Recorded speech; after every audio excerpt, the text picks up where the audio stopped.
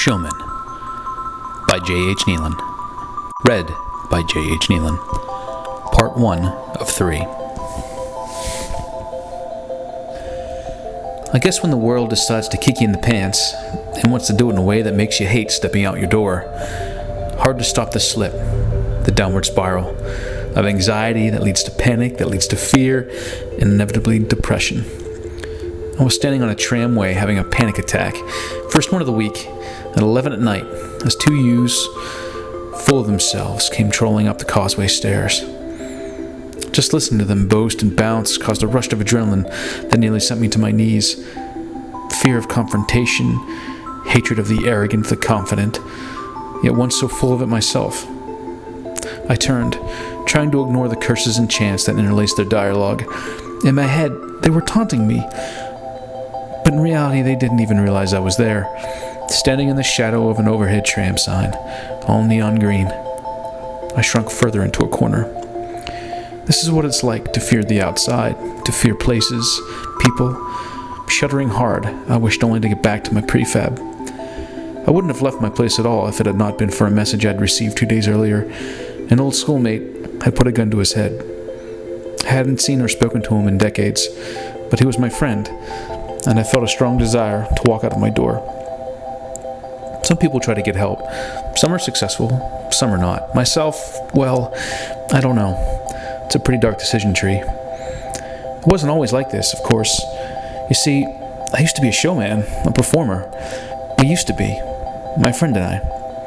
A decent set of musicians. But I guess we were kidding ourselves, deluded with our own egos. When that frail veil is ripped away, one falls into an anxious state, panic-driven into depression, a blindingly opaque downward spiral. But standing here, I remembered a time very much different.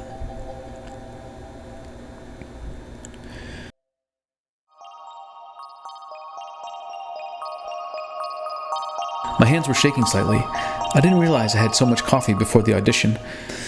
Not that I needed coffee. Having never played on stage before, in front of a room full of peers, I was incredibly nervous. I was sure that I hadn't practiced enough for the audition, and the sweat on my hands was proof of that. But there I was, with 3 other friends, standing on a stage in front of the other bands and the single judge, in an attempt to secure one of the only 7 slots for the network talent show. We wanted to be better, to show the asshole network-born kids that dark shirts like us were just as good on the accent kit. We hadn't been playing for very long, maybe 4 months. I knew we were in trouble when the band before us played a new and bland pop piece and nailed it. We liked old metal, and we were going to play some, or at least try to. A drummer counted us in, and we started into it, an old Megadeth song. At first the song started off well. I hit the bass on time, and Chuck nailed the first few measures of the guitar. Howie was well into it, but something happened. I couldn't hear either of the guitars, and Lane, our drummer, was just going off. The song fell apart quickly. Fever heat rose up the back of my neck. We lost it, and the embarrassment of the set got into my hands, and I thick-fingered a section. My confidence and concentration evaporated. We stopped playing to silence. "What the fuck was that?" came a half-shout, half-laugh from the crowd. "Shit," I spat under my breath. "Okay, thank you," a distant and clearly authoritative voice had called over the laughter that rose from the others in the theater. We unplugged and tore down as the next act quickly started their setup. We didn't speak to one another for about 10 minutes. All 4 of us were silent and angry. We had lost it together. No one was pointing fingers. Not one of us blamed the other. We watched the next act nail the version of another bland pop tune. Easy licks. I was sick and wanted to leave. "I couldn't hear shit, man." Chuck moved towards Lane.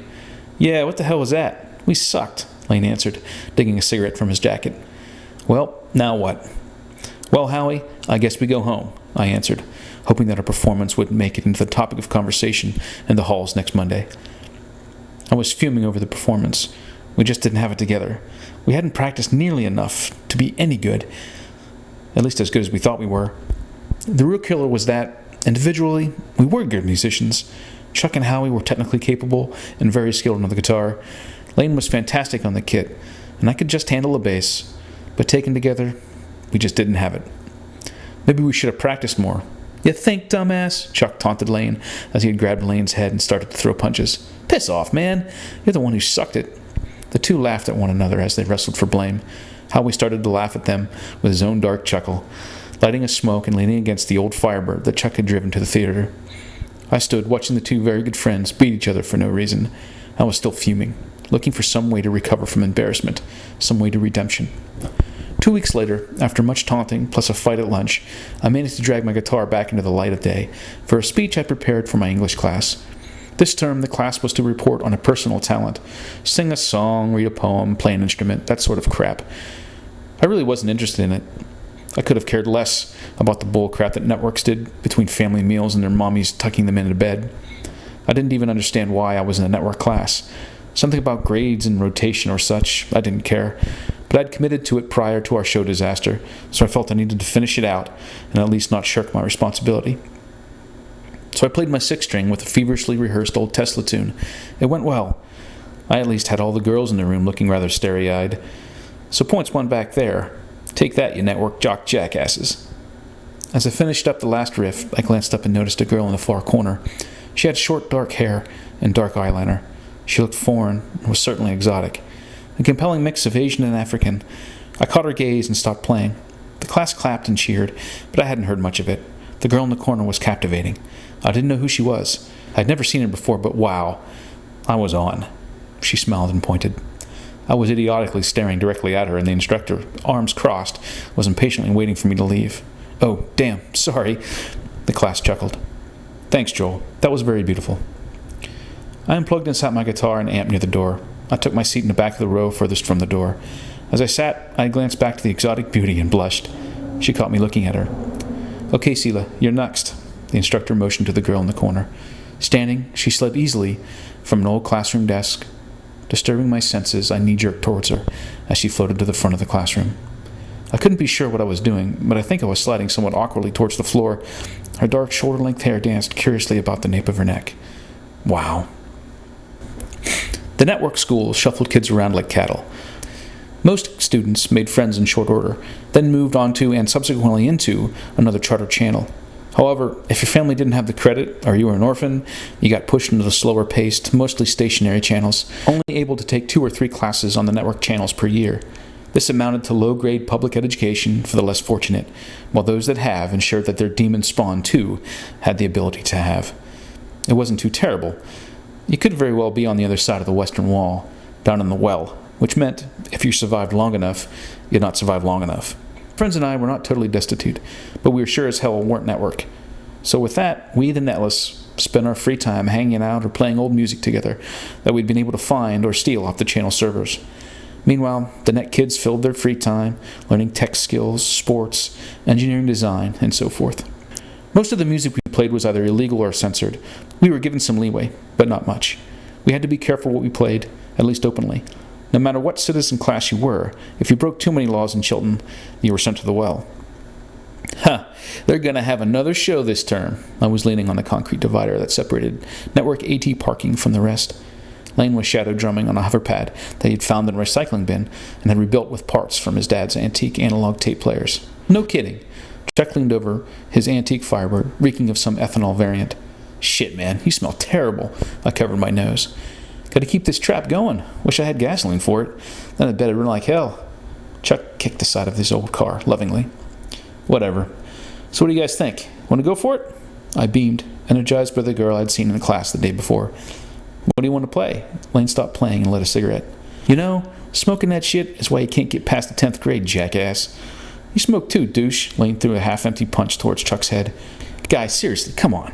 We can do it. We spend the next month just playing 2 songs to perfection. We can do that." After a pause, Lane looked at Chuck. "What are you thinking?" he said.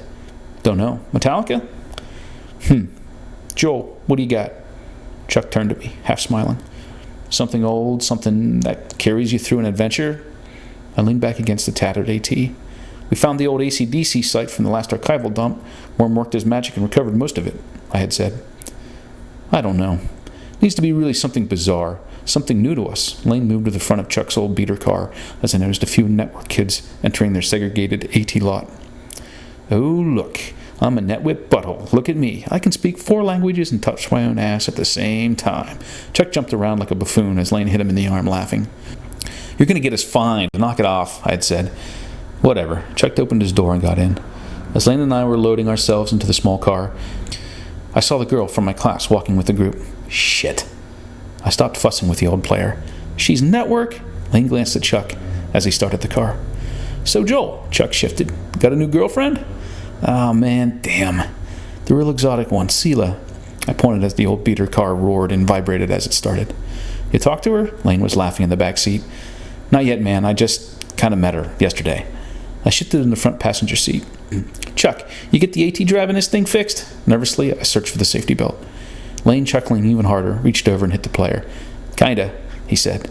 We shot out of the lot under manual control. I white-knuckled the ride to Lane's prefab. That night, we bickered back and forth about the songs we were going to play for the show. We had to be strategic. We needed to pass the audition, but also wanted to do it clandestine-like. We wanted to nail the songs, but get through the audition with little publicity. No one should know that we played, or even less of what we played. We all wanted a show to take people by surprise. I was sitting in an anti-G chair, floating comfortably with my bass in my lap, just as I started to play a riff from Red Barchetta. Worm rang us on the set. Jolo, guys, get down to the docket. It looks like a new set of channel girls are in town. Looking sweet. The burly, 6', 200-pound teenager beamed. Yo, Worm, thanks. Listen, I moved the anti-G towards the receiver while Chuck and Lane continued to tool around on another Rush tune. I need you to do two things, man. Favors for favors. Shoot, he said. Sela. Don't know her last name. New girl. Dark, exotic, possibly African. You're from one of the Chai colonies? Network. Can you see if she's there? Sure. Second thing? Worm's huge face turned from the set for a second. We've got to be deadbeat about 2 songs we need. Plus, black out an audition for this semester's show. Can you set it up? Worm was a master of social engineering. If one wanted to swing 2 new and bizarre tunes from the archival dump, plus get an audition with minimal network attendance, he was the one to do it. First one, he paused. Done. Yes, she's here. Second one, he paused for another moment. I'll see, man. That's big well if you get nailed. But I do think it's possible. Thanks, man. Lane walked into another room as Chuck stood and came over to the set. Chuck drew out his name. See you soon, man. Looks like Joel's got a new girlie. They both laughed and the set flickered off. Thanks, Chuck, I said. No problem, man. Listen, network girls, that's a tough order. Those things, though fun, don't last. Don't end well either. Chuck was talking quieter than usual. His seriousness was touching, and I responded in kind. Thanks, really. I'm not looking for a thing, just interested. Something about her. I trailed off. Laughing, Chuck turned and called to Lane. Let's go, dumbass! We climbed into the car and drove, mostly manual, to the docket. End Part 1.